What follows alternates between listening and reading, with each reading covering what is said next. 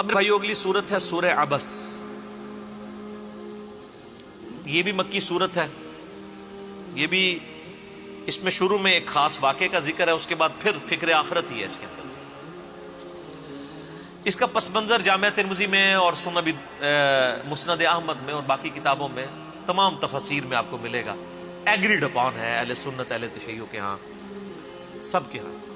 نبی علیہ السلام کے ایک بڑے لاڈلے صحابی عبداللہ ابن ام مکتوم شروع کے مسلمانوں میں سے تھے, اور اتنے لاڈلے اور لائق ترین صحابی تھے کہ نبی علیہ السلام نے ہجرت مدینہ سے پہلے مدینے کے لوگوں کو اپنے بہاف پہ جو استاد بنا کر بھیجا تھا نا, وہ ان کو بھیجا تھا. صحابی نابینا تھے, آنکھیں کوئی نہیں تھی لیکن دل کی آنکھیں تھیں. قرآن ان کو قاری کہا جاتا تھا, قرآن سب سے زیادہ جانتے تھے. تو اوس اور خزرج جب مسلمان ہوئے تو انہوں نے کہا کوئی آپ ہمیں ٹیچر دے جو ہمیں قرآن سکھائے. تو عبداللہ ابن ام مکتوم کو نبی علیہ السلام نے بھیجا, اور نابینا تھے, اور سنن نبی داؤد میں آتا ہے نبی علیہ السلام نے ان کو امامت کے مرتبے میں بھی فائز کیا تھا. میرا یوٹیوب پہ ایک کلپ بھی ہے, کیا نابینا امامت کر سکتا ہے؟ ایسے عوام الناس میں مشہور ہے کہ نابینا نہیں امامت کروا سکتا. کروا سکتا ہے, اصل چیز قرآن کا علم ہے. یہ بڑے لاڈلے صحابی تھے, اور یہ جو سورت کی شروع کی آیات ہیں انہوں نے میری زندگی بدلی ہوئی ہے دعوت کے حوالے سے. نبی علیہ السلام کافروں کے ڈیلیگیشن کے ساتھ ڈسکشن کر رہے تھے, اور ظاہر ہے کسی بھی ایک دائی کی بڑی خواہش ہوتی ہے کہ وہ کسی بڑے لیول کے بندے کو اپنی دعوت کا قائل کر لے تو اس کا پورا قبیلہ مسلمان ہو جائے گا. یہ خواہش کوئی بری چیز نہیں ہے, دعوت کی حکمتوں میں سے ایک حکمت ہے. نبی علیہ السلام کے پاس بھی کفار مکہ کے بڑے بڑے سردار بیٹھے ہوئے تھے. نبی علیہ السلام ان کے سامنے دعوت رکھ رہے تھے. اس دوران عبداللہ ابن ام مکتوم وہاں آ گئے. وہ نابینا تھے, انہوں نے نہیں دیکھا کہ حضور کے پاس اور لوگ بیٹھے ہوئے ہیں.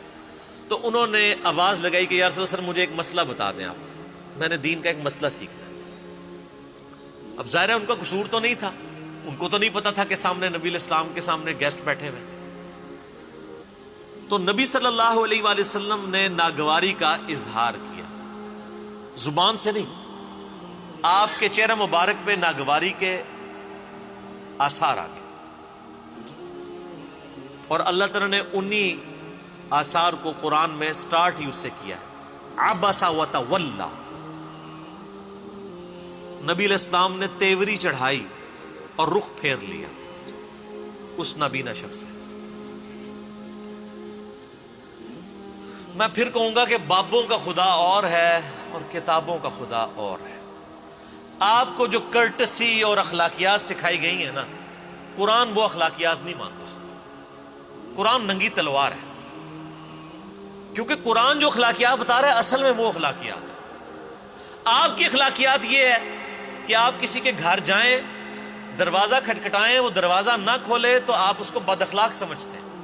جبکہ بخاری مسلم میں حدیث ہے کسی کے گھر جاؤ 3 دفعہ دستک دو, جواب ملے تو ٹھیک, نہ ملے تو واپس لوٹ جاؤ, اور اس بات کا برا بھی مت مانو, کیونکہ اس شخص کا حق ہے کہ وہ ملے یا نہ ملے. اور قرآن حکیم میں سورہ نور میں یہ بھی آیا ہے کہ 3 اوقات میں تو تم جا ہی نہیں سکتے کسی کے گھر میں. مجھے تو بڑا غصہ آتا ہے دوپہر کو 3 بجے آ کے آپ کے گھر کو دستک دے. کیوں بھائی, یہ کہاں کی اخلاقیات ہے؟ دوپہر کے وقت آپ کسی کے گھر جا ہی نہیں سکتے, عشاء کے بعد بھی نہیں جا سکتے, الا ہے کہ آپ پہلے اجازت لے لیں, وہ علیحدہ بات ہے. پرائیویسی کے اوقات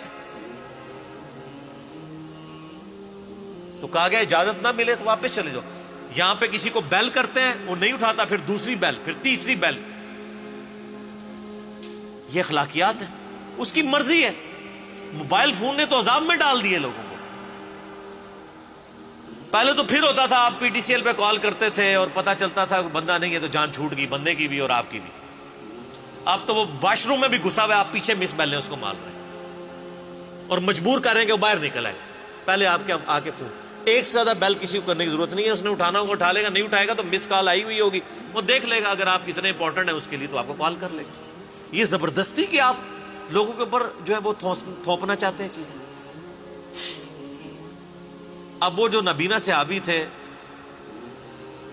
ان کی وجہ سے نبی علیہ السلام کے چہرے مبارک پہ ناگواری کے آثار آ گئے. اگر ٹیکنیکل گراؤنڈز کے اوپر دیکھیں تو نبی علیہ السلام کا ایٹیچیوڈ بالکل نارمل تھا. ظاہر آپ دین کے لیے بیٹھے ہوئے تھے, لیکن سر اللہ بے پرواہ ہے. قرآن میں جو پہلے اپنے آیات سنی نا, انما انت منذر من یخشاہا, آپ تو صرف اس کو ڈر سنائیں جو ڈر جائے. اللہ تعالیٰ نے اپنے نبی علیہ السلام کے اوپر گرفت فرمائی, غصہ فرمایا کہ یہ جو کفار مکہ کے سردار آپ کے پاس بیٹھے ہیں نا, یہ سارے آئے ہیں چسکا لینے کے لیے, ان کو دفع کریں, اور یہ جو نابینا شخص ہے نا اس کو پروٹوکول دیں. میں بھی یہی کرتا ہوں.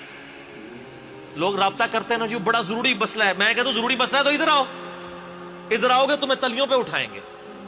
لیکن ہم کسی کے ملازم نہیں ہیں کہ اس کے پاس جا کے اس کو دعوت و تبلیغ کا کام کریں گے. آپ کی ضرورت ہے, آپ آئیں یہاں بیٹھیں, جب تک آپ تھک نہیں جاتے میں نہیں اٹھتا. لوگوں کو پتا ہے میں 8-8 گھنٹے بھی ایک نشست میں بولا ہوں. تو میں نے اس چیز سے جو میرے پاس چل کے آتا ہے پورا پروٹوکول دیتا ہوں اسے. نبی علیہ السلام کو اللہ تعالیٰ نے ڈانٹا کہ وہ نابینا تو آپ کے پاس خود مسئلہ سیکھنے کے لیے آیا تھا, اس کی طرف آپ نے تیوری چڑھائی ہے, حالانکہ آپ نے زبان سے کچھ نہیں کہا. اور یہ جو منوس ہمارے سامنے آپ نے بٹھائے ہوئے ہیں نا, یہ تو سارے چسکا لینے کے لیے آئے ہوئے ہیں. انہوں نے بات شاید کوئی نہیں سننی ہے. ان کو چھوڑیں, جو پاک ہونا چاہتا ہے اسے پاک کریں. تو اس چیز سے میں نے چیز سیکھی ہے کہ کسی کو لولو پوپو کرنے کی ضرورت نہیں ہے, چاہے بڑے سے بڑا انسان بھی ہو. اور اس کے آگے آپ اپنی آنکھیں بھی بچھا دیں جو خود سے دین سیکھنے کے لیے آپ کے پاس آتا ہے. میں نے اس سے یہ چیز سیکھی ہے.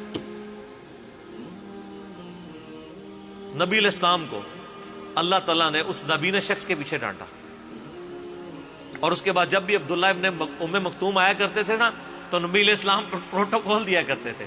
آپ فرماتے تھے اس کی وجہ سے اللہ تعالیٰ نے میرے اوپر عطاب کیا ہے, یہ بڑا لاڈلا ہے. ہائے ہائے,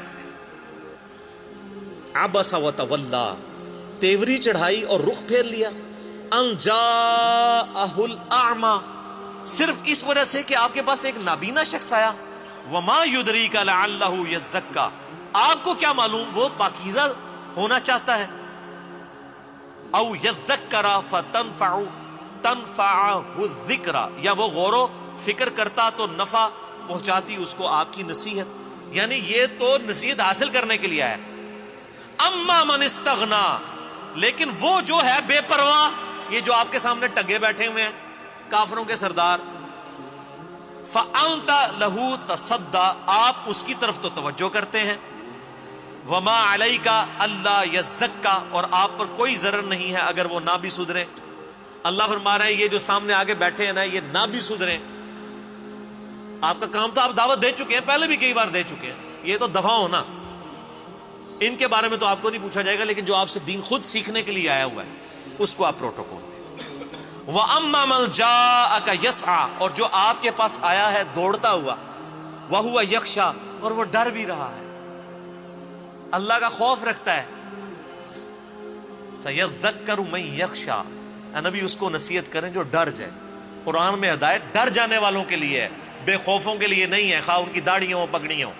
هُدًى لِّلْمُتَّقِينَ, ڈر جانے والوں کے لیے. فَأَنْتَ عَنْهُ تَلَهَّى, تو آپ اس سے بے رخی کرتے ہیں. کلا, ہرگز نہیں. انہا تذکرہ, یہ تو نصیحت ہے. فمن شاء ذکرہ, تو جو چاہے اسے قبول کر لے. اللہ تمہارا یہ قرآن نصیحت ہے, جو اس کو قبول کرنا چاہتا ہے آپ اس کو ہدایت کی طرف بلائیں.